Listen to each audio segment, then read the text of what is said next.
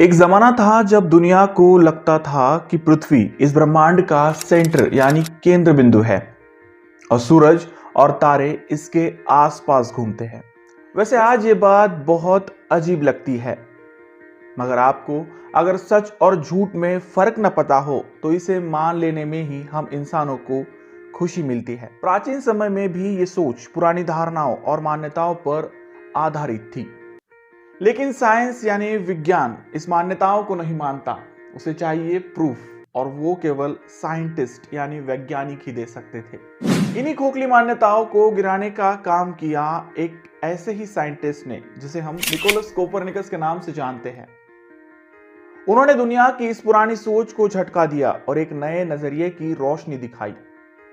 उन्होंने कहा कि सूरज ब्रह्मांड का केंद्र बिंदु है और पृथ्वी के साथ साथ सारे ग्रह उसके चक्कर लगाते हैं।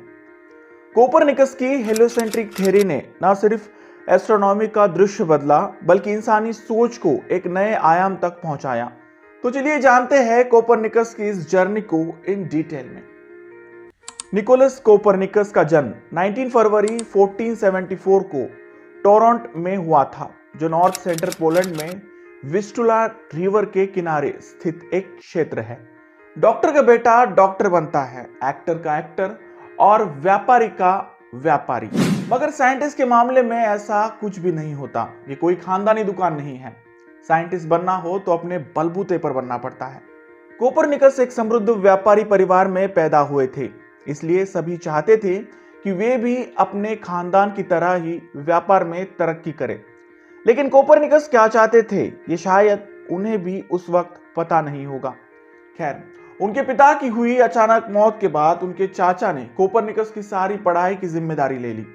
उन्होंने कोपरनिकस को उस समय की सबसे अच्छी शिक्षा दिलाई और चर्च के कानून, जिसे कैनन लॉ कहा जाता है, उसमें भी अपना करियर बनाने के लिए तैयार किया। यूनिवर्सिटी ऑफ कार्कोव में कोपरनिकस ने लाइब्रेरी आर्ट्स की पढ़ाई की, जिसमें एस्ट्रोनॉमी और एस्ट्रोलॉजी भी शामिल थी।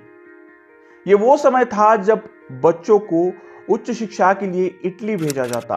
कोपरनिकस को भी वहां भेजा गया ताकि वे मेडिसिन और लॉ की पढ़ाई कर सके। यूनिवर्सिटी ऑफ बोल्गेना में पढ़ाई के दौरान कोपरनिकस ने कुछ समय के लिए डोमेनिका मारिया दे नोवेरा के घर में रहना शुरू किया, जो यूनिवर्सिटी के एक मुख्य एस्ट्रोनॉमर थे।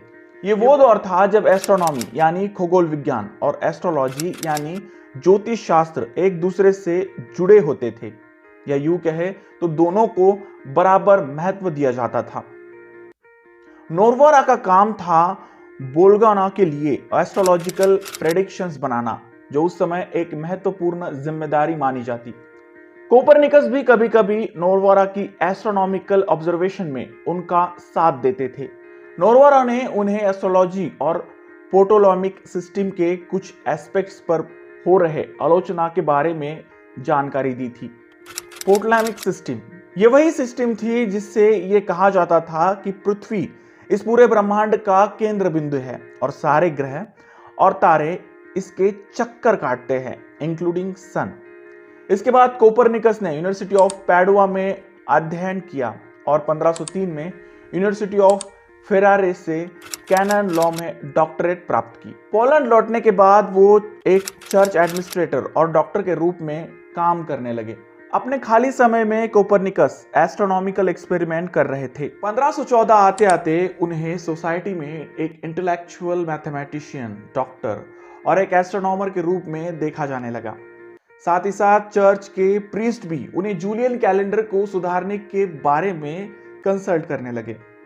दोस्तों, कोपरनिकस ने प्टोलेमाइक थ्योरी को कैसे ब्रेक किया, इसे जानने से पहले समझते हैं ये प्टोलेमैटिक थ्योरी आखिर है क्या। 16वीं सेंचुरी की शुरुआत में यूरोप की कॉस्मोलॉजी ये मानती थी कि पृथ्वी एक स्थिर बिंदु पर मौजूद है।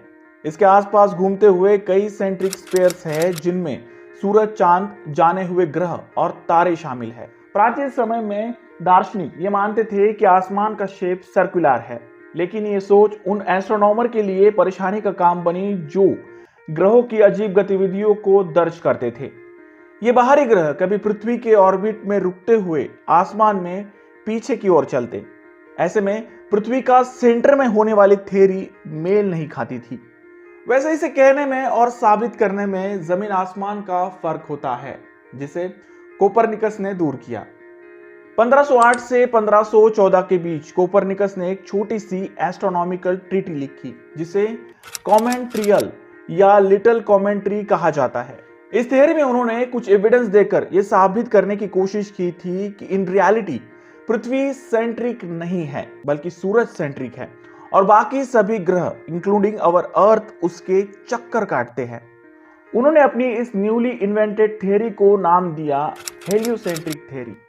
कोपरनिकस द्वारा लिखी गई यह नई थ्योरी कई मामलों में काफी सुधारित थ्योरी थी, जो बाकी ग्रहों के टाइम पीरियड को लगभग सही ठहराती थी। कोपरनिकस के लिए उनकी हेलियोसेंट्रिक थ्योरी कोई एक बड़े बदलाव का कारण नहीं थी, क्योंकि इसने जितनी समस्याओं को हल किया उतनी ही नए प्रॉब्लम्स भी उत्पन्न किए। मिसाल के तौर पर यह माना जाता था कि बाहरी वस्तु हमेशा जमीन की तरफ गिरती है, क्योंकि पृथ्वी ब्रह्मांड का केंद्र थी। लेकिन अगर सूरज को केंद्र बिंदु माना जाए तो यह वस्तु जमीन पर क्यों गिरेगी? उसे सूरज की ओर आकर्षित होना चाहिए था। साथ ही साथ उनकी थ्योरी पर यह भी सवाल उठे कि अगर सूरज सारे ब्रह्मांड का सेंटर है तो बाकी तारामंडल उसके इर्द गिर्द क्यों नहीं घूमता? वैसे आज के समय इन सारे सवालों का जवाब हमारे पास है, लेकिन उस समय कोपरनिकस के पास इन सवालों के जवाब नहीं थे, जो आगे चलकर एक महान साइंटिस्ट गैलीलियो गैलीली ने खोज निकाले। इन प्रॉब्लम्स के वजह से ही कोपरनिकस ने अपने इस महान सोच को अधूरा छोड़ दिया और इसे कभी भी लोगों के सामने पब्लिश ही नहीं किया। उनकी मौत के बाद उनकी ये स्टडी 1543 के आसपास सामने आई, जिसके बेसिक प्रिंसिपल्स के आधारों पर गैलीलियो ने सभी अधूरे सवालों को खोज निकाला, जिसका जिक्र मैंने गैलीलियो के इस सेपरेट वीडियो में किया है। आप चाहे तो इसे भी देख सकते हैं, मैं लिंक डिस्क्रिप्शन में डाल दूंगा। फिलहाल कोपरनिकस की इस थ्योरी के साथ आपसे विदा लेना चाहूंगा। मिलते हैं अगले वीडियो में ऐसे किसी इंटरेस्टिंग और हिस्टोरिकल टॉपिक को लेकर। तब तक के लिए stay happy and keep watching my channel. Thank you.